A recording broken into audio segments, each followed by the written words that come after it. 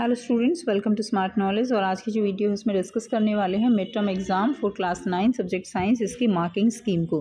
तो इसमें देखिए जो आपको दिया गया था फर्स्ट क्वेश्चन, वो था लकड़ी की मेज़ को ठोस कहा जाता है क्यों? क्योंकि उसके जो पार्टिकल्स हैं उसके बहुत पास होते हैं, सॉलिड होता है ना, और उसकी फिक्स शेप है और फिक्स वॉल्यूम है, तो ये आंसर आ जाएगा। एंड दूसरा है कि हम अपना हैंड जो है वो एयर में अच्छे से चला पाते हैं क्योंकि उसके भी जो पार्टिकल्स हैं सॉलिड के वो बहुत पास होते हैं। सेकंड दिया गया है किस तापमान पर बर्फ़ एवं पानी दोनों एक साथ होते हैं, तो 0 डिग्री सेल्सियस पे होएगा आंसर इसका, 0 degree Celsius. How would you confirm that कि जो कलरलेस लिक्विड होता है वो क्या है, प्योर वाटर है। तो अगर वो 100 डिग्री पे बॉयल हो जाता है तो इट मीन्स वो प्योर वाटर है। इसमें कौन टिंडल प्रभाव प्रदर्शित करेगा, तो सेकंड एंड फोर्थ जो है आपका आंसर रहेगा। ठीक है, दूध और स्टार्च विलियन। उसके बाद नेक्स्ट देखिए CO2 और पानी जैसा पदार्थ कोशिका के अंदर बाहर कैसे जाते हैं, तो CO2 जाता है डिफ्यूजन से और पानी जाता है ये ऑस्मोसिस से। उसके बाद देखिए प्लाज्मा मेम्ब्रेन को सिलेक्टिवली परमिएबल मेम्ब्रेन क्यों कहते हैं, क्योंकि यह कुछ ही पदार्थों को अंदर बाहर आने जाने देता है। लाइसोसोम को सुसाइडल बैग क्यों कहते हैं, क्योंकि जो सेल्स है जब वो वॉर्न आउट होती है, डैमेज होती है उसकी कोशिका, तो ये अपनी ही कोशिका को क्या कर सकता है, डाइजेस्ट करता है, इसलिए। अगला है पादपों में शिरस्थ जो उत्तक कहाँ पाया जाता है, तो इसका आंसर आपका ए रहेगा।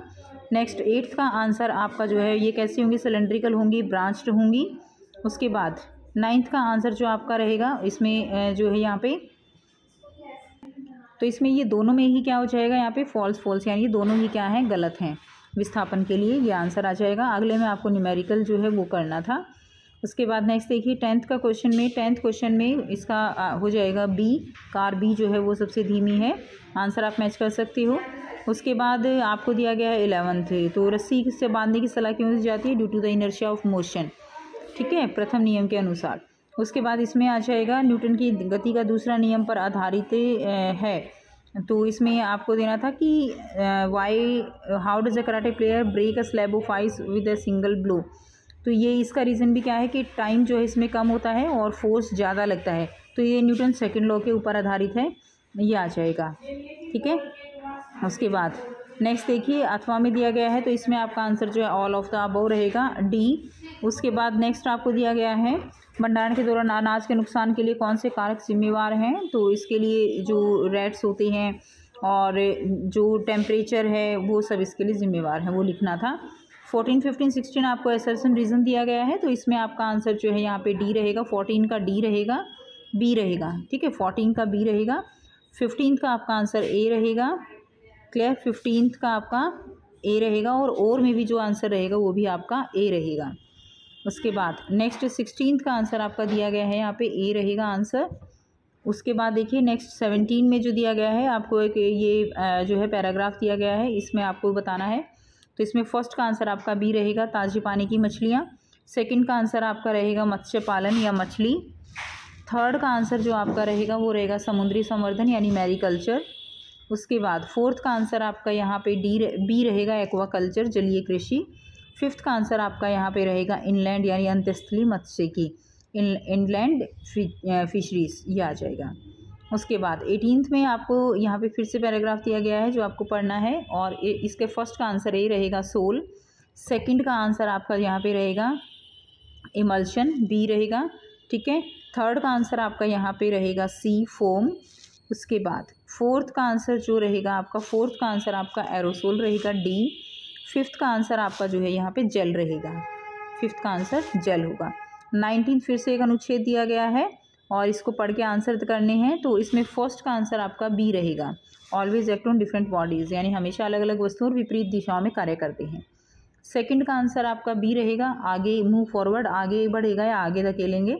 थर्ड का आंसर आपका ए रहेगा, न्यूटन गति का पहला नियम। उसके बाद फोर्थ का आंसर आपका सी रहेगा, फोर्थ का आंसर आपका सी रहेगा।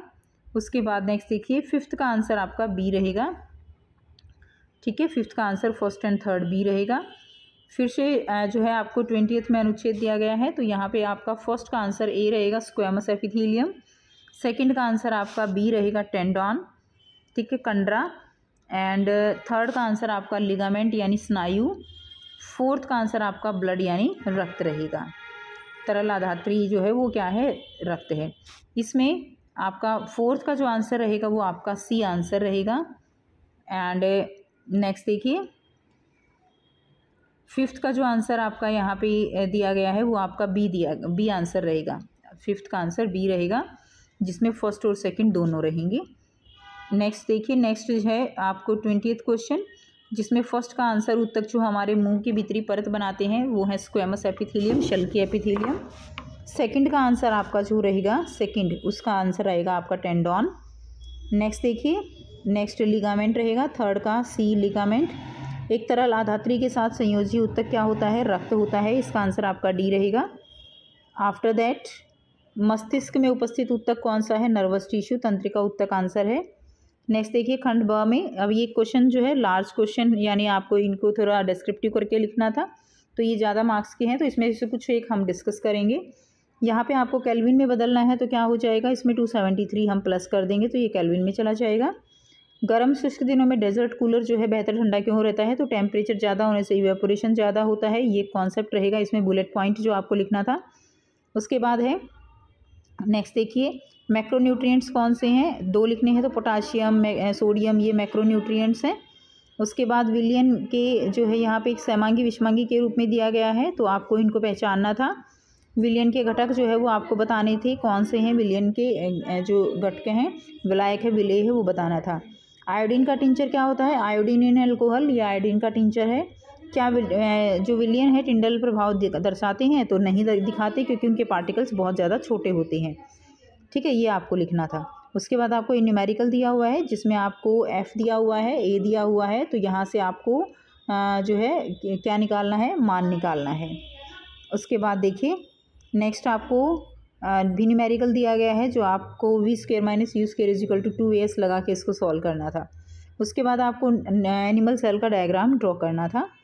आफ्टर दैट यहाँ पे सैचुरेटेड सॉल्यूशन और अनसैचुरेटेड सॉल्यूशन बताना है कि कैसे हम सैचुरेटेड को अनसैचुरेटेड में करेंगे, तो उसमें और ज़्यादा डाल दो, वो अनसैचुरेटेड हो जाएगा। उसके बाद इसमें विलेय विलायक को सूचीबद्ध करना है, कौन सा इसमें विलेय है, कौन सा विलायक है। इसके उत्तर देने थे आपको। कौन सा कोशिका का अंग जो है कोशिका की अधिकांश गतिविधियों को नियंत्रित करता है? तो कौन सा करता है? केंद्रक यानी न्यूक्लियस। और पादप की जो जड़ें हैं वो देखिए इसमें किस प्रकार का प्लास्टिड अधिक सामान्य है? तो इसमें आपका आ जाएगा, इनके आंसर आपको यहाँ पे लिखने हैं। पादप कोशिकाओं में बड़े आकार की राजधानी क्यों होती है? क्योंकि उसको क्या प्रोवाइड कराता है? रिजिडिटी प्रोवाइड कराता है।